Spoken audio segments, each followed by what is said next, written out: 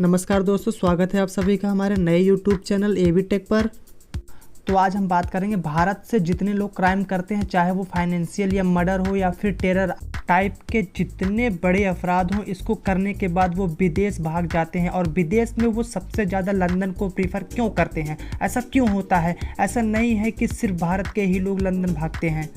आपको बता दूं कि पाकिस्तान के प्रधानमंत्री नवाज शरीफ के ऊपर भ्रष्टाचार के आरोप लगे, वो भी लंदन भाग गए। वहां के पूर्व राष्ट्रपति जनरल परवेज मुशर्रफ वो भी लंदन भाग गए। कहने का मतलब यह है कि पूरी दुनिया से लोग अगर कहीं भागते हैं तो लंदन ही भागते हैं, चाहे वो हमारे IPL घोटाले को लेकर ललित मोदी हों या फिर नीरव मोदी हों या फिर विजय माल्या। इंग्लैंड क्या कहता है? अगर आप इंग्लैंड में आकर 2 मिलियन पाउंड का अगर इन्वेस्टमेंट करते हैं या बंगला खरीदते हैं या फिर रेस्टोरेंट चलाते हैं, फैक्ट्री खोलते हैं, तो हम आपको कुछ साल तक रहने की गारंटी दे देते हैं, चाहे आप कितना भी बड़ा अपराध किए हों। इसके लिए इंग्लैंड ऐसे लोगों को गोल्डन वीज़ा प्रोवाइड करता है। ऐसा नहीं है कि भारत सरकार हाथ पे हाथ रखकर बैठी है। इसके लिए भारत सरकार ने भी इंग्लैंड से और अन्य देशों से भी प्रत्यर्पण संधि किया है। इसको हम एक्सट्रेडिशन ट्रीटी के नाम से जानते हैं। अब ये एक्सट्रेडिशन ट्रीटी जो है इंटरनेशनल लॉ नहीं है, यह द्विपक्षीय संबंधित जो 2 देश आपस में समझौता किए हैं, यह उसी पर लगता है। इसके तहत यह होता है, अगर कोई हमारे देश का अपराधी है तो उस देश को कहा जाएगा कि आप इसको पकड़ो और हमको दो। अब ऐसा नहीं है कि पकड़ने के लिए वह पकड़ेगा कि नहीं पकड़ेगा, इसकी कोई गारंटी नहीं है। तो इसके लिए इंटरनेशनल पुलिस मतलब इंटरपोल के पास जाया जाता है। इंटरपोल एक नोटिस निकालती है जिसे कहते हैं रेड कॉर्नर नोटिस। अब वो रेड कॉर्नर नोटिस उस देश को दिया जाता है कि देखो भाई, तुम्हारे देश में यह अपराधी खुलेआम घूम रहा है, इसे पकड़ के मुझे दे दो।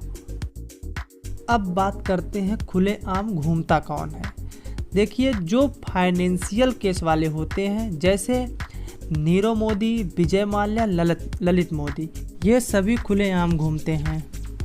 वहीं पर दाऊद इब्राहिम जैसे लोग नहीं घूमते हैं। इन्हीं जैसे लोगों के लिए रेड कॉर्नर नोटिस लाया जाता है, उसके बाद प्रत्यर्पण कराया जाता है। तो भारत ने 1992 में ही प्रत्यर्पण कर लिया था, लेकिन इस संधि में कहा गया है कि किसी भी मिलिट्री लीडर को आप प्रत्यर्पण नहीं करेंगे और किसी भी पॉलिटिक्स लीडर्स को हम प्रत्यर्पण नहीं करेंगे। जैसे अभी जो बाइडेन आए हैं, अगर मान के चलिए डोनाल्ड ट्रंप के ऊपर 20 केस ठोक दिया जाए तो डोनाल्ड ट्रंप भाग जाएंगे लंदन। तो ये 2 लोग सीधे सीधे बच सकते हैं। मिलिट्री और पॉलिटिशियन वाले लोग, ये 2 लोग सीधे सीधे बच सकते हैं। अब यहीं पे इंग्लैंड क्या कहता है? हमारा समझौता से कोई बहस नहीं है, पहले ये कोर्ट डिसाइड करेगी कि हमें लौटाना है कि नहीं। यानी जो चीज़ें ज़रूरी हैं वह कोर्ट जाएगी। अब इसकी शुरुआत इंग्लैंड डिस्ट्रिक्ट कोर्ट से करता है। अब मान लीजिए डिस्ट्रिक्ट कोर्ट अगर डिसाइड कर दिया कि आप इनको भारत भेज दीजिए, तो वो आदमी कहता है नहीं, हमें भारत मत भेजिए। वो चला जाता है हाई कोर्ट में। अब हाई कोर्ट क्या कहता है कि नहीं, आपको भारत भेजना पड़ेगा।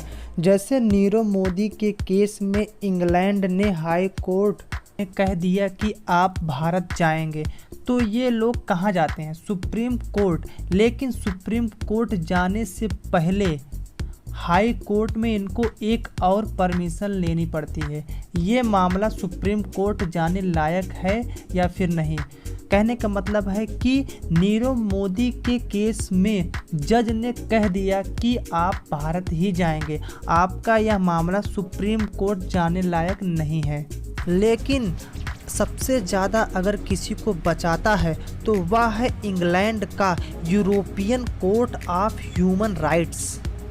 बात करें, यूरोप के लोग ह्यूमन राइट्स को बहुत ज़्यादा वैल्यू देते हैं।